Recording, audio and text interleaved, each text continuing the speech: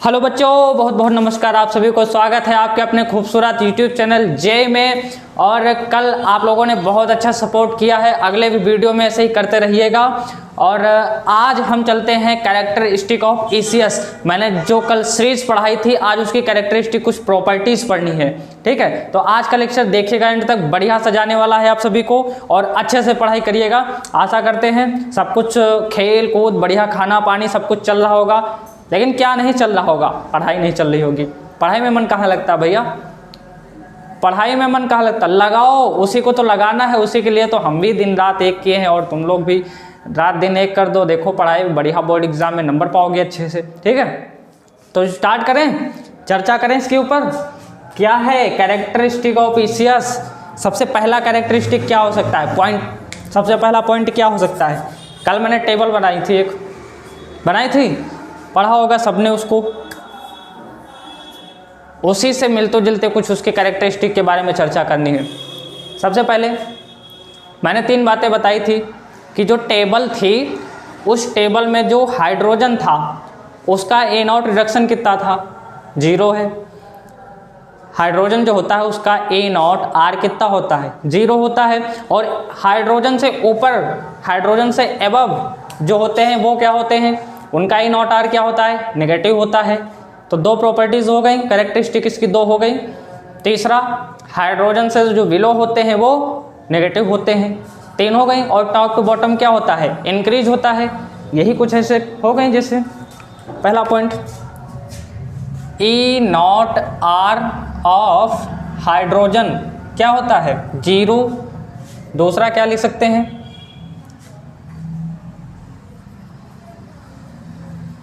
Element lie above hydrogen have E0 reduction उनका क्या होगा? नेगेटिवली होगा। तीसरा पॉइंट क्या लिख सकते हैं? ध्यान से पढ़ना। Element lie below hydrogen have, इनका E0 R क्या होगा? पॉजिटिवली होगा। तीसरा पॉइंट क्या लिख सकते हैं? Next point top to bottom क्या लिख सकते हैं? इंक्रीज होता है। अच्छा, एक चीज़ और, जो लिथियम होता है उसका E0 R क्या होता है? सबसे कम होता है। लिथियम का E0 R क्या होता है? लिखे दे रहे हैं, इसे ध्यान देना, सबसे कम। और फ्लोरीन, मेरी जो मैंने इलेक्ट्रोकेमिकल सीरीज पढ़ाई है उसके अकॉर्डिंग बता रहे हैं, क्योंकि कई बुक में लिथियम ऊपर नीचे भी हो सकता है, फ्लोरीन ऊपर हो सकता है या फ्लोरीन नीचे हो सकता है। ठीक है, ध्यान देना इस बात पे। फ्लोरीन का E0 R क्या होता है? रिडक्शन ऑफ E0 सबसे ज़्यादा। तो इस बात पे ध्यान देना। तो ये कुछ कैरेक्टरिस्टिक हैं, देख लो, स्क्रीनशॉट ले लो फटाफट। ठीक है, ले लो तो आगे बढ़ें। फिर एप्लीकेशन ऑफ ईसीएस के बारे में पढ़ें। ऑक्सीडेशन और रिड्यूशन इरेज कर रहे हैं। नेक्स्ट देखो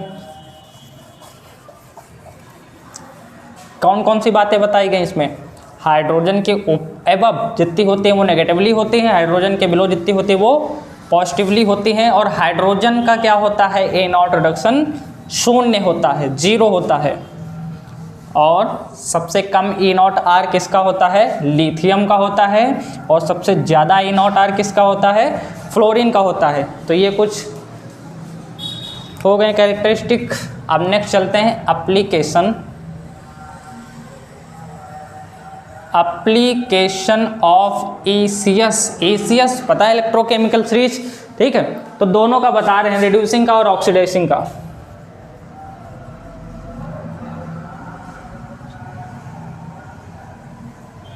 रिड्यूसिंग एंड ऑक्सीडाइजिंग का देखो क्या होता है। टॉप टू बॉटम अगर लिख दें यहाँ पर हम definition, top to bottom, reducing power reducing power क्या होती है, डिक्रीज, एंड ऑक्सीडाइजिंग पावर, नीचे लिखे दे रहे हैं, and oxidising power is increase. आ गई बात समझ में। टॉप टू बॉटम की तरफ चलेंगे तो आरपी क्या होगा, डिक्रीज होगा, और ओपी क्या होगा, इंक्रीज होगा। अगर ई नॉट आर के रिलेशन में इसको लिखे तो थोड़ा सा अच्छा लगेगा। अगर ई नॉट आर क्या हो रहा है, ए नॉट आर इंक्रीज हो रहा है, तो भाई साहब यहाँ पे देखना ए नॉट आर इंक्रीज होगा तो जो ओपी होगा, ऑक्सीडेशन पावर, ऑक्सीडेशन पावर वो क्या होगा, इंक्रीज होगा। और जब ई नॉट आर डिक्रीज होगा तो रिड्यूसिंग पावर मतलब आरपी क्या होगा, डिक्रीज होगा। तो ये कुछ एप्लीकेशन है, ठीक। अगर अब इसके रिएक्टिविटी की बात कर लें, रिएक्टिविटी नीचे दिख रहा है, रिएक्टिविटी देख रहा है नीचे, पूरा आ रहा बढ़िया सा, देख लेना, ठीक है। रिएक्टिविटी में देख लो, टॉप टू बॉटम, यहाँ पर क्या होता है, टॉप टू बॉटम क्या होता है, डिक्रीज होता है, ठीक है। तो ये एप्लीकेशन हो गए कुछ, ठीक। अब ये एप्लीकेशन का तीन फिंगर से स्क्रीनशॉट लो, ठीक है, 3 फिंगर से स्क्रीनशॉट लो, फिर आगे चले मेटल डिस्प्लेसमेंट पे, ठीक है।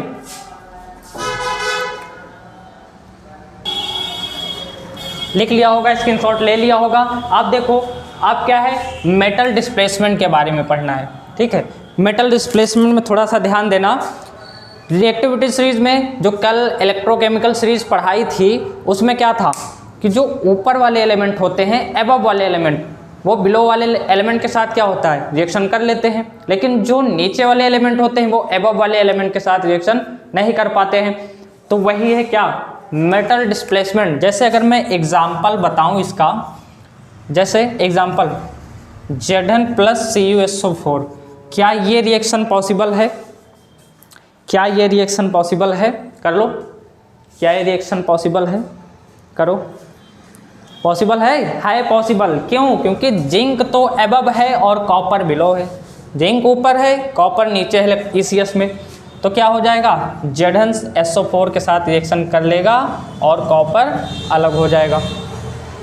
इतनी बात समझ में आ गई। एक एग्जांपल और, जैसे अगर मैं सिल्वर लूँ और FeCl3 लूँ, तो क्या ये रिएक्शन पॉसिबल है, बताओ बताओ। अब तो पॉसिबल हो जाना चाहिए, बता देना चाहिए, क्योंकि एक एग्जांपल बता दिया। अब यहाँ पे देखो इजी है, बहुत ज़्यादा झमेला नहीं है, सिल्वर ही तो है। सिल्वर क्या है, सिल्वर नीचे है, Fe कहाँ है, ऊपर है। तो मैंने बताया ना कि नीचे वाला एलिमेंट ऊपर वाले के साथ रिएक्शन नहीं कर पाएगा, तो सीधा सा आंसर, ये रिएक्शन क्या है, पॉसिबल नहीं है। ऐसी बहुत सारी रिएक्शंस हैं जो आपके बुक में हैं, तो उनको सॉल्व करते टाइम देखना कि जो एलिमेंट हैं बैलेंस करते टाइम वो ECS में ऊपर नीचे है। अगर ऊपर वाली एलिमेंट नीचे वाले से रिएक्शन कर रहा है तब तो पॉसिबल है, नीचे वाला ऊपर वाले से रिएक्शन नहीं करेगा, क्रॉस हो जाएगा, ठीक है। तो ये इतनी बात हो गई।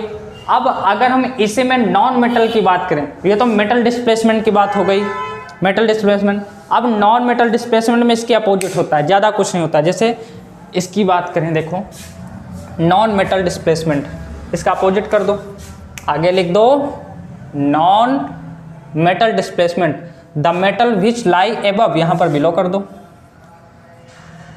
यहाँ बिलो कर दो। इन ECS can displace the metal, यहाँ पर नॉन मेटल कर दो, द नॉन मेटल कर दो, द नॉन मेटल हो जाएगा। फ्रॉम इट सॉल्ट विच लाई, यहाँ एबव कर दो, इन ECS। आ गई बात समझ में। अब उसका भी एग्जाम्पल देखो, मेटल डिस्प्लेसमेंट के जस्ट अपोजिट है, इन्वर्सली है अपोजिट नॉन मेटल डिस्प्लेसमेंट, ठीक है।